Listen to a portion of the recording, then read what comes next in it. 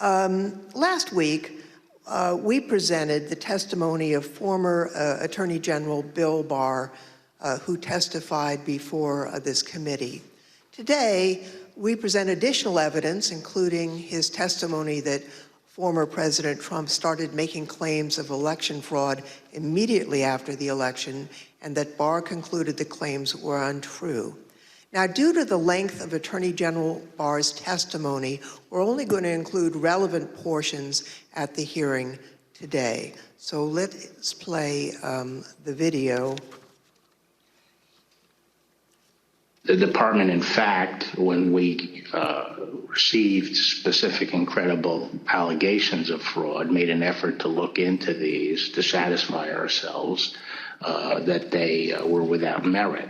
And I was in the posture of trying to figure out, there was an avalanche of all these allegations of fraud that built up over a number of days, and it was like playing whack-a-mole because something would come out one day and then the next day it would be another issue. Also, I was influenced by the fact that all the early claims that I understood were completely bogus and silly and usually based on complete misinformation. And so I didn't consider the quality of claims right out of the box to give me any, feeling that there was really substance here. For the first time since the election, the Attorney General spoke personally with the President on November 23rd, and this was at the White House. Let's play the video, please. So on November 23rd, I hadn't spoken to the president since the election, and in fact, as I said, since the middle of October, roughly. And it was a little getting awkward because obviously he had lost the election and I hadn't said anything to him. And so Cipollone said, I think it's time you come over here. And so I came over to meet with the president in the Oval Office, and Meadows and Cipollone were there. And the president, and this is leading up to this conversation with Kushner, the president said there had been major fraud and that as soon as the facts were out, the results of the election would be reversed.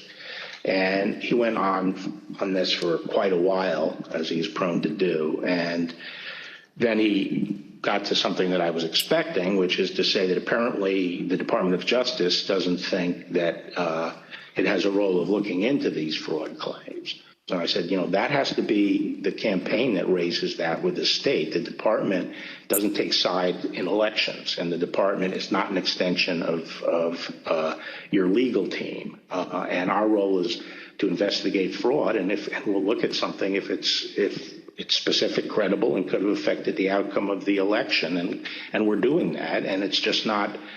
They're just not meritorious. They're not panning out. And as I walked out of the Oval Office, Jared was there with Dan Scavino, who ran the president's social media, and who I thought was a reasonable guy and believe is a reasonable guy.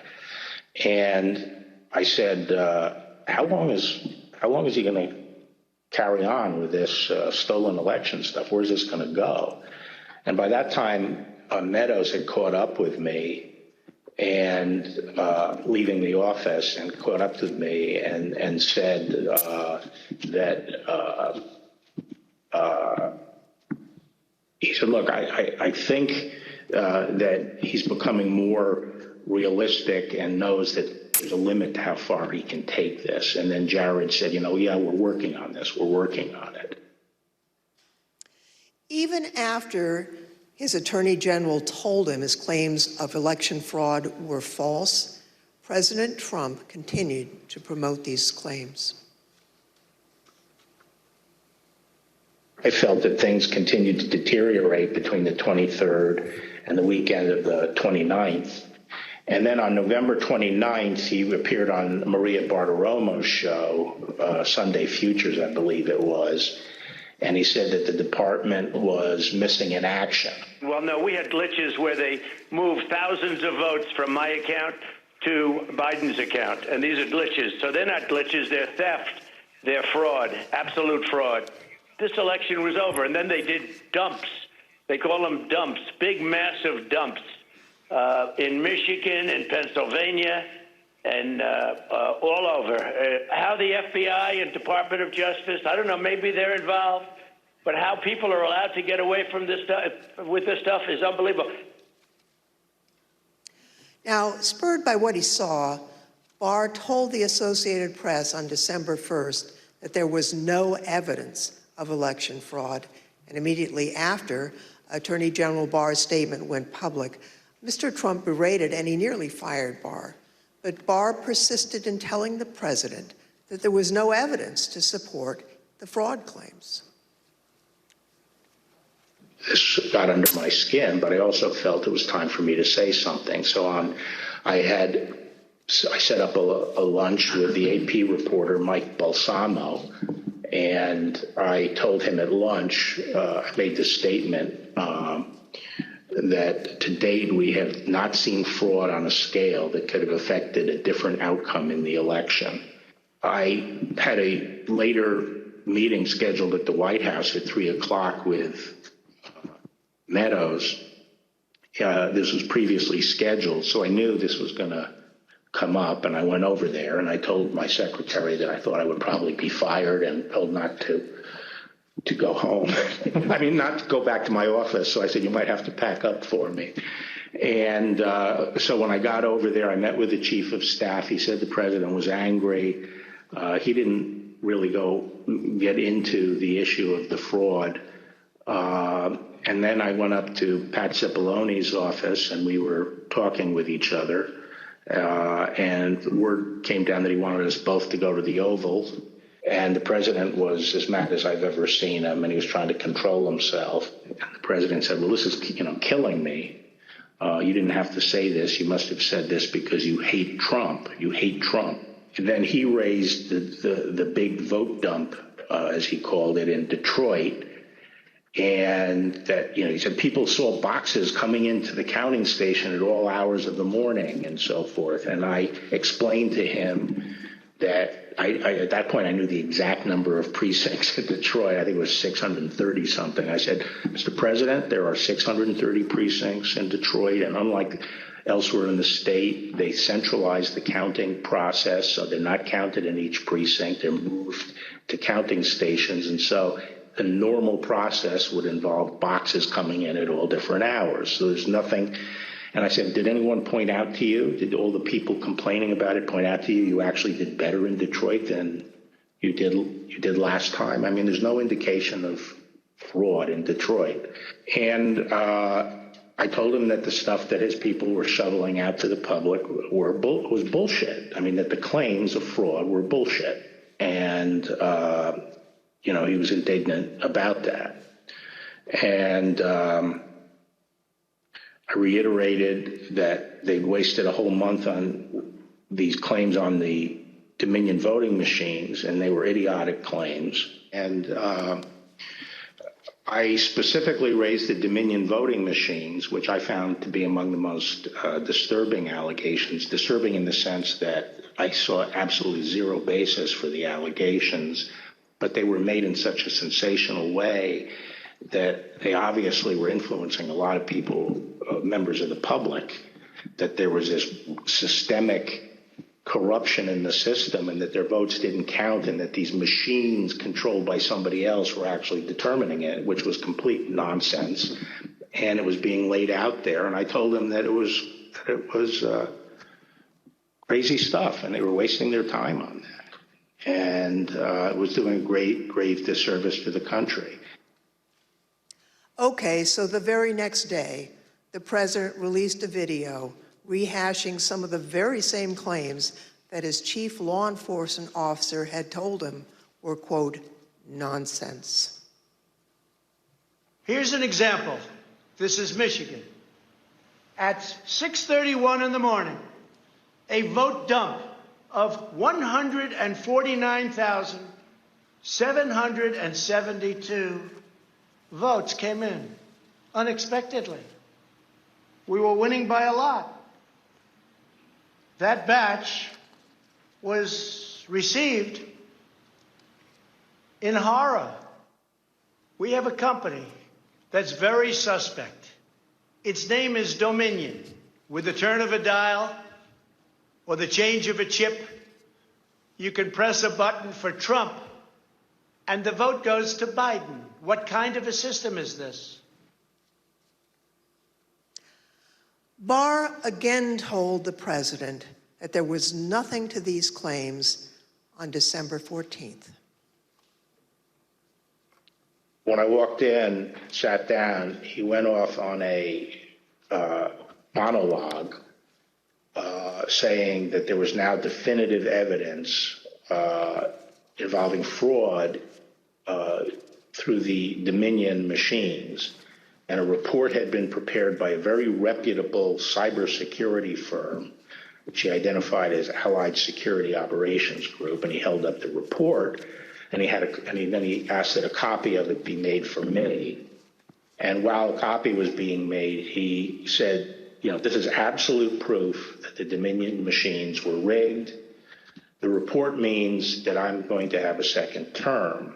And then he gave me a copy of the report. And as he talked more and more about it, I sat there flipping through the report and looking through it. And to be frank, it looked very amateurish to me. Didn't have the credentials of the people involved, but I didn't see any real qualifications. And the statements were made very conclusory, like, these machines were designed to, engage in fraud or something to that effect, but I didn't see any supporting information for it. And I was somewhat demoralized because I thought, boy, if he really believes this stuff, he has, lost contact with he's become detached from reality if he really believes this stuff. On the other hand, when I went into this and would, tell him how crazy some of these allegations were, there was never an indication of interest in what the actual facts were. In my opinion then, and my opinion now, is that the election was not stolen by fraud. And I haven't seen anything since the election that changes my mind on that, including the 2000 Mules movie. Familiar with the 2000. Well, maybe you can assess that 2,000 mules, and people are talking about that. Well, I mean, just in a nutshell, I just think the GBI was unimpressed with it, and I was similarly unimpressed with it because I think I was holding my fire on that to see what the photographic evidence was, because I thought, well, hell, if they have a lot of photographs of the same person dumping a lot of ballots in different boxes, that's hard to explain. So I wanted to see what the photographic evidence was. But the cell phone data is singularly unimpressive. I mean, it basically, if you take 2 million cell phones and figure out where they are physically in a big city like Atlanta or wherever, just by definition, you're going to find many hundreds of them have passed by and spent time in the vicinity of these boxes. And the premise that if you go by a box, 5 boxes or whatever it was, that's a mule is just indefensible. It by definition, you're going to have hundreds of this. I mean, I saw one contractor said, we figured out that our truck alone would account for 6 cell phone signals.